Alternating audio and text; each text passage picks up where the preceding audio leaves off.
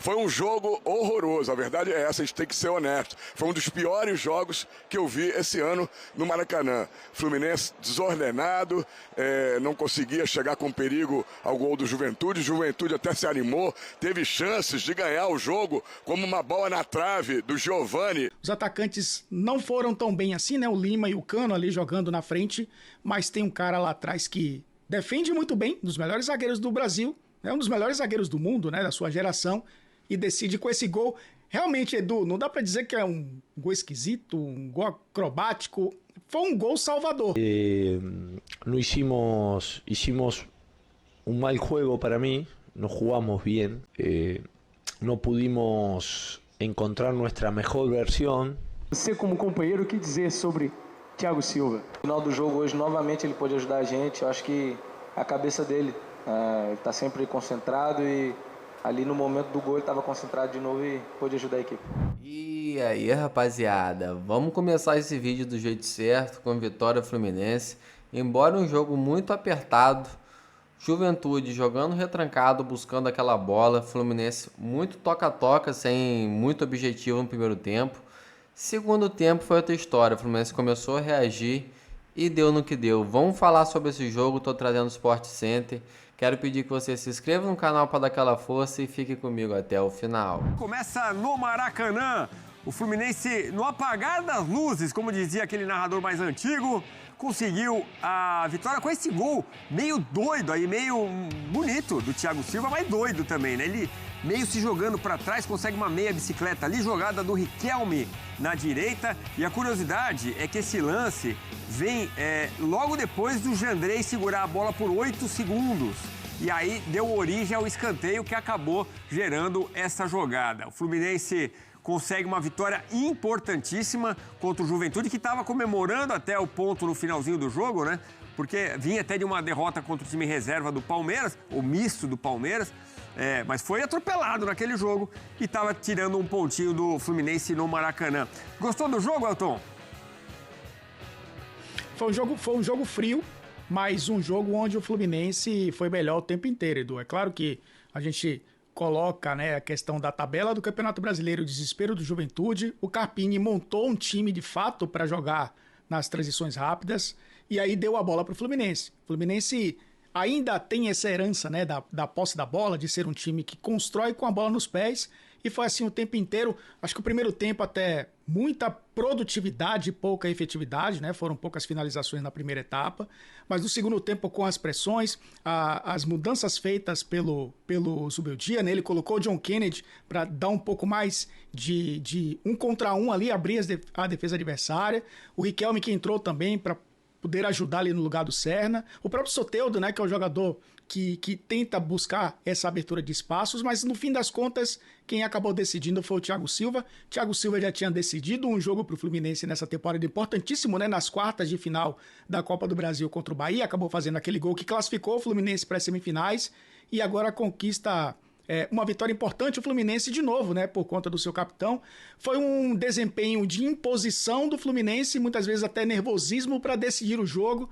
Os atacantes não foram tão bem assim, né, o Lima e o Cano ali jogando na frente, mas tem um cara lá atrás que defende muito bem, um dos melhores zagueiros do Brasil, é um dos melhores zagueiros do mundo, né, da sua geração, e decide com esse gol. Realmente, Edu, não dá para dizer que é um gol esquisito, um gol acrobático. Foi um gol salvador, o gol do Thiago Silva que dá 3 pontos ao Fluminense. Repito, 7ª posição que nesse momento fleta com zona de classificação para Libertadores. Podemos ter sim um G7 no Campeonato Brasileiro e o Fluminense está ali coladinho nessa zona de classificação.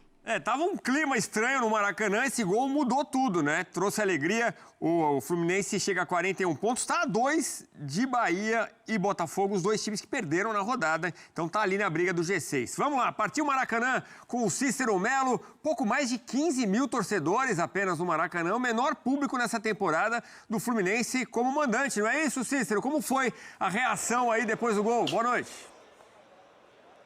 Boa noite para você, pro Elton Serra e pro Fã de Esporte, especialmente o torcedor tricolor. Como você disse, não compareceu ao estádio. 15.639 torcedores presentes nessa situação do Fluminense, tentando uma vaga no G6, quem sabe mais à frente no G4. Era para ter aqui pelo menos 30 mil torcedores. e a torcida não veio.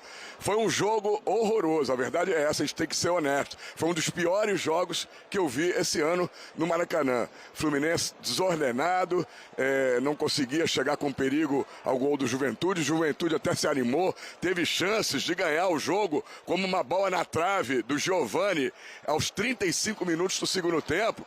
E até merecia entrar essa bola, seria uma derrota cruel para o Fluminense numa rodada que tudo conspirou a favor.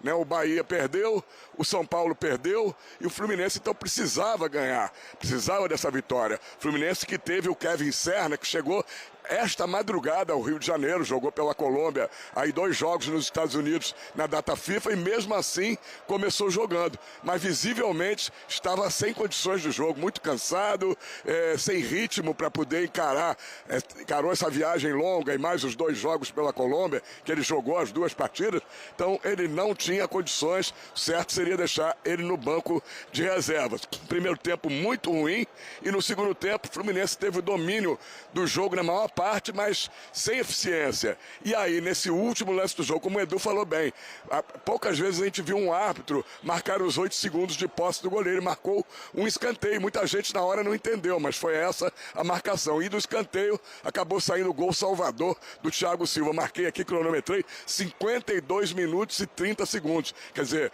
eram 53 minutos com 8 de acréscimo, faltavam 30 segundos na hora do gol. Gol do Thiago Silva foi um gol importantíssimo do zagueiro que estava lá de centroavante ajudando o ataque. E um detalhe curioso, a bola foi para o meio de campo, não sei o que os jogadores do Juventude tanto reclamaram, o árbitro autorizou a saída de bola, os jogadores não quiseram dar a saída de bola. Não quiseram, simplesmente não queriam mais jogar. E aí o árbitro encerrou o jogo ali mesmo.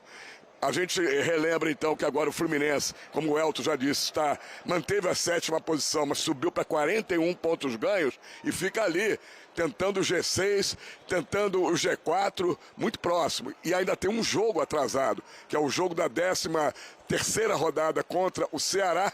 12ª ou 13ª rodada contra o Ceará, o Fluminense vai jogar no Maracanã. O Fluminense jogou hoje o primeiro jogo de uma sequência de 4 jogos seguidos aqui no Maracanã. Este primeiro, o segundo vai ser o clássico contra o Vasco na segunda-feira, atenção, segunda-feira à noite, o jogo clássico contra o Vasco, o mando é do Vasco, mas o jogo vai ser no Maracanã. Depois o Fluminense joga contra o Internacional de Porto Alegre, finalmente esse jogo adiado contra a equipe do Ceará. Isso vale dizer que o Fluminense, que tem 64% de aproveitamento nos jogos no Maracanã, tem uma grande chance aí de, nesses 4 jogos, um já aconteceu, nos outros 3, quem sabe, terminar no G6, pelo menos, ou brigando pelo G4. Nós vamos agora sair daqui para acompanhar de perto ali tanto a coletiva do técnico Luiz Zubeldia, que em 5 jogos agora tem 3 vitórias, 1 empate e 1 derrota, e também a zona mista. Vamos ver se o Thiago Silva, que fez esse gol salvador, fala com a imprensa. Voltamos aos estúdios com você, Bruno.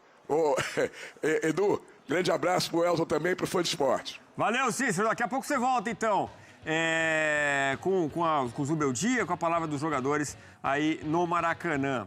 Aos 52, então os jogadores reclamando não só da marcação, mas acho que também da extensão do jogo, né? O Fluminense consegue esse gol 52 no segundo tempo. Vamos lá, o Cícero citou números do Zubeldia na tela. Vamos lá, aqui neste Sport Center, pra gente continuar conversando sobre essa vitória. Aliás, que jogo que vem por aí, porque o Vasco também está numa subida, já está na 9ª colocação, apenas 5 pontos separam os rivais Fluminense e Vasco. Na segunda-feira esse jogo. E aí, vai engrenar? 5 jogos, 3 vitórias, 1 empate e 1 derrota, aproveitamento de 66,7%. Foram 9 gols marcados e 4 sofridos. Mas a gente teve vaia, né, no final do primeiro tempo. A gente vai falar já com o Elton sobre isso também, mas a gente tem mais uma tela. Não é isso, seu Sandro Favarato, o homem que comanda esta nave espacial? Temos, né? São as estatísticas do jogo, não. Temos o tabu quebrado, é o Fluminense contra o Juventude, isso. Nos últimos 6 jogos, olha, só dava Juventude ou empate. 2 vitórias, 3 empates, quase tivemos o 4º nesta noite de quinta-feira, mas no final o Thiago Silva decidindo. Enfim, uma vitória do Fluminense. A última vitória havia sido em 28 de setembro de 2022, então bota aí mais de 3 anos na conta. Tabu quebrado, portanto. Ô Elton, e que análise que dá para fazer do trabalho do Zubeldia, que parecia começar bem, aí perdeu o último jogo, agora consegue, com vaias, uma vitória no final da partida, como o Cícero definiu, um jogo fraco, né? Eu acho que o padrão do Zubeldia até agora é fazer a pontuação necessária para ficar tranquilo no campeonato e usar o mando de campo como esse trunfo, Edu. 3 jogos a gente viu aí na tela do Zubeldia, as 3 vitórias no Maracanã, né? A vitória contra o Botafogo, um clássico onde o Fluminense se impôs e venceu por 2-0. E aí tem um padrão, né? O Fluminense passando aí com baliza 0, né? O time conseguindo sair de campo sem sofrer gols. Venceu o Atlético por 3-0 com muita autoridade e agora vence o Juventude por 1-0. Esse jogo contra o Juventude, para mim, o que jogou mais abaixo, né, em relação aos demais. E aí, claro que tem um jogo contra o Sport. A gente viu, né? Foram 4 gols sofridos. 2 contra o Sport, aquele jogo na Ilha do Retiro. O Fluminense não jogou bem, aquele jogo foi pior, acho que foi até pior do que o do Mirassol, né? O Mirassol venceu por 2-1, mas o Fluminense não jogou bem contra o Sport. Então, tem oscilado nos resultados, mas tem um padrão de pelo menos jogar em casa e se impor. Foi o que aconteceu contra o Juventude, mesmo não jogando bem, mesmo tendo vaias do torcedor. E é natural que essas vaias aconteçam, porque o Fluminense já mostrou na temporada, né, um desempenho melhor do que tem mostrado. E o Mundial foi a grande referência para o torcedor, principalmente, né? Só que a volta do Mundial teve uma oscilação, teve um time que conseguiu se classificar para as quartas de final da Sul-Americana, mas foi com muita oscilação até ser eliminado pelo Lanús, e aí o Renato acabar deixando o cargo, né? Pedir demissão e dar lugar ao Zubeldia. Eu acho que nesse momento ele está buscando mais pontos para ter tranquilidade, Edu. É claro que as vaias, elas determinam um pouco a emoção do torcedor e a sensação que o torcedor tem do time dentro de campo.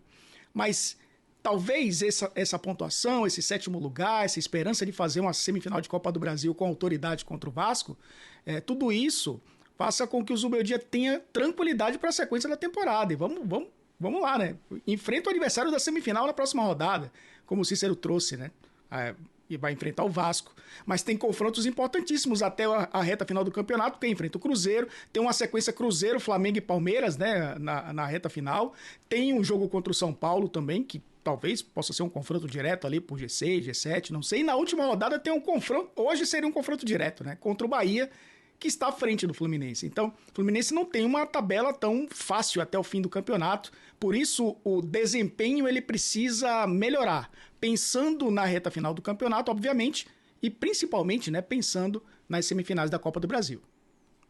De novo, a gente viu ali o gol do Thiago Silva numa acrobacia interessante. Quando o cara é inteligente, ele acha soluções, né? E o Thiago Silva achou uma solução depois da jogada do Riquelme. A gente vendo os melhores momentos, né? Viu ali a bola do Giovani, teve o Mandaca atacando. O Juventude teve algumas chances, como a gente acompanhou ali nos melhores momentos. Thiago Silva acaba sendo o monstro, acaba sendo mais uma vez o salvador do Fluminense. Vamos dar uma olhada em números do Thiago nessa partida contra o Juventude. Ele fez o único gol no jogo, uma finalização, né? Então foi o cara, mas ele também venceu 3 duelos aéreos, como a gente vê, e teve 8 rebatidas. É um zagueiraço, né?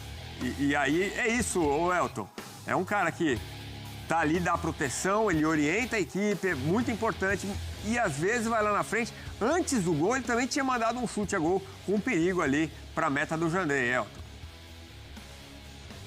É um jogador que eu acho que tem 41 anos de idade, mas tem um vigor físico de um jovem jogador, né?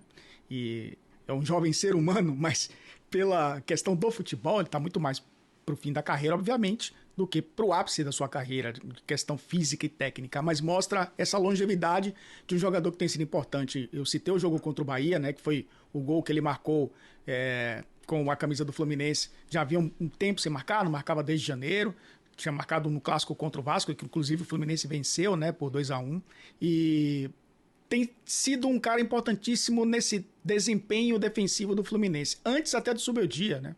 Foi importante no jogo contra o Bahia, como eu falei, defensivamente também. Cresceu demais nos últimos jogos, porque ele fez um bom jogo contra o Botafogo. Foi muito bem também contra o Atlético, né? Um jogo que o Fluminense venceu por 3-0. Eu acho que é um combo bem importante para esse momento que vive o Fluminense. O Thiago Silva é um cara de liderança, voltou a se falar, inclusive, em seleção brasileira, né? O Ancelotti até falou sobre ele, não fechou as portas, obviamente, a concorrência é muito grande e acho que o tempo dele passou na seleção brasileira, mas não passou para o futebol ainda, Edu. É um cara que vai ser decisivo até a reta final. Teve um momento ali de questão física que realmente pesou pela sequência do calendário. Teve a questão do Mundial também, né? Que trouxe um pouco de intensidade, né? Ele foi muito bem no jogo contra o Sam, foi bem no jogo contra o Dortmund, sem falar do jogo contra o Chelsea, né? Que acabou sendo ali um desequilíbrio do Fluminense contra o Chelsea, mas ele foi até bem mesmo com a derrota. Então é um jogador que tem sido importante e vai ser nessa reta final, que é um cara vencedor, um cara que está acostumado a vencer e ainda tem um título em disputa na temporada, que pode ser o último dele na carreira, inclusive ele já falou sobre isso. Então, parabéns ao Fluminense em ter um jogador como o Thiago Silva no seu elenco, porque esse combo é importantíssimo. Um cara tecnicamente muito bom, um cara que fisicamente tem sido privilegiado nessa reta final, um cara de muita liderança e ainda decide jogo lá na frente, né? Acabou sendo o herói do Fluminense no Maracanã. Foi no 2-0 contra o Bahia, né? Ele faz o gol no finalzinho. É aquele... Você lembra mais que eu. É aquele que ele falou que fez um gol de cabeça, que ele treinou tanto que ele ficou até com torcicolo treinando as jogadas de cabeça. Foi isso, né? Exatamente. Ele disse que conseguiu se desvencilhar do Jean Lucas, né? E confundir a marcação, receber com liberdade, porque isso foi treinado muito. E ele disse que realmente estava com tantas dores nas costas que precisaria de uns dias de descanso, que realmente foi exaustiva, né? A tentativa de acerto no jogo, que no treinamento acabou funcionando muito bem também. A gente tem as imagens da reclamação do pessoal do Juventude no final. Relembrando, né? O Jandrei fica com a bola mais de 8 segundos. É uma marcação rara, né? Apesar da regra existir. E aí é dessa jogada que sai o gol do Thiago Silva. A gente vê a reclamação, até o Cícero contou, né? Que os jogadores nem quiseram tocar na bola depois que a partida foi reiniciada. Então a gente vê o protesto aí enfático dos jogadores do Juventude, a comissão técnica também entrou no gramado do Maracanã. Tá ali o Nenê, o Alan Ruschel, rapaziada do Juventude, que via já o ponto certo do Maracanã, né? Que seria muito importante nessa briga contra o rebaixamento. O Juventude segue como o segundo pior, só tem mais pontos que o Sport. Mas vê ali a chance de classificação, de sair dessa zona do rebaixamento, porque está ali a 8 pontos do Santos. Então, um pontinho seria muito importante para seguir nessa briga. Aliás, vamos dar uma olhada como está a classificação do Campeonato Brasileiro. Eu falei rodada 28, muita gente com 27 jogos, mas agora não tem mais aquela coisa de 26, 2 a menos, né? É 27 ou 28 para todo mundo. E aí a CBF vai tirando o atraso, já tomara que não tenha mais asterisco. O Palmeiras vai ser assunto daqui a pouco, enfrenta o Flamengo no Maracanã do domingo. Palmeiras 61, Flamengo 58, Cruzeiro 53, Mirassol 49. Tá impossível o Mirassol. Venceu mais uma, a gente falava, né? Venceu o Fluminense na rodada passada, agora venceu o Internacional. O Botafogo tá ao lado do Bahia, 43. Os dois que perderam, a gente vai falar do Bavi já. O Fluminense, então, colado ali com 41 pontos. Pro Maracanã, ao vivo com o ex-técnico do São Paulo, Luiz Ubeldia, falando da vitória do Fluminense 1-0 sobre o Juventude. Boa noite, Ubeldia. Boa noite a todos. Cícero Melo, da ESPN. Hoje foi um teste pro coração, né? Queria que você falasse dessa vitória, claro, mas também de como você avalia o seu trabalho, o trabalho do grupo nesses 5 jogos que você comandou o time, com 3 vitórias, por coincidência, todas 3 no Maracanã, e as 2 vitórias que você não conseguiu foi fora de casa, né? Então faz um apanhado desses 5 jogos, mas como é que foi o sofrimento hoje por uma vitória que era muito importante, já que tudo conspirou a favor, né? Bahia perdeu, São Paulo perdeu, Botafogo perdeu, o Bragantino perdeu, só faltava a vitória do Fluminense para encostar naquele grupo ali. Boa noite, parabéns pela vitória. Bueno, buenas noches. Muchas gracias por las felicitaciones. Sí, dentro del contexto es muy importante la victoria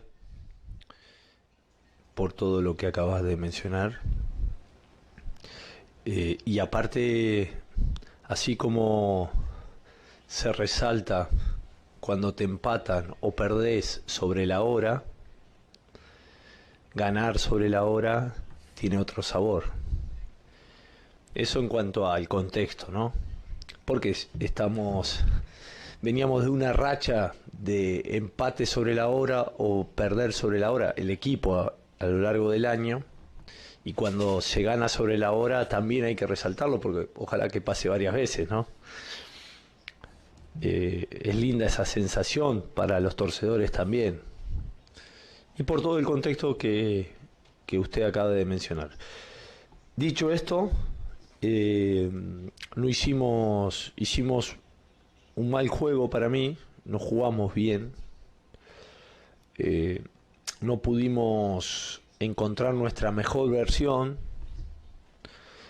nos costó generar situaciones de gol, nos costó hilvanar jugadas en situaciones peligrosas del campo, nos costó cerrar las jugadas de manera correcta,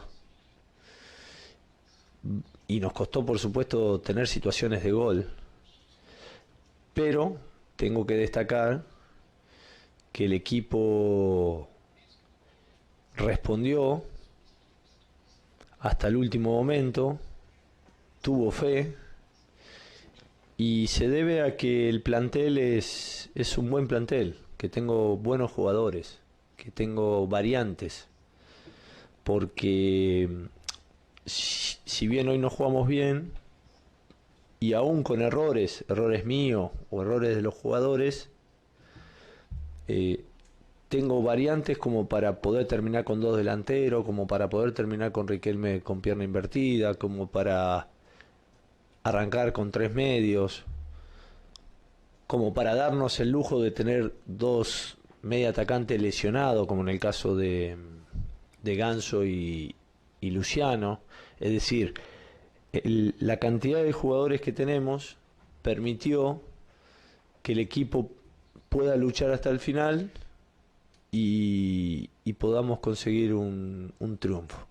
Yo quiero destacar el plantel, porque lo dije cuando asumí, que tenemos cantidad de jugadores y buenos jugadores, y tengo distintas variantes, distintas características, y hoy lo habíamos hablado en la charla técnica, de que estén atentos más que nunca en las trocas, en los cambios, porque íbamos a necesitar distintas características, aún no jugando bien, aún en lo personal pudiéndome haber equivocado en alguna toma de decisión.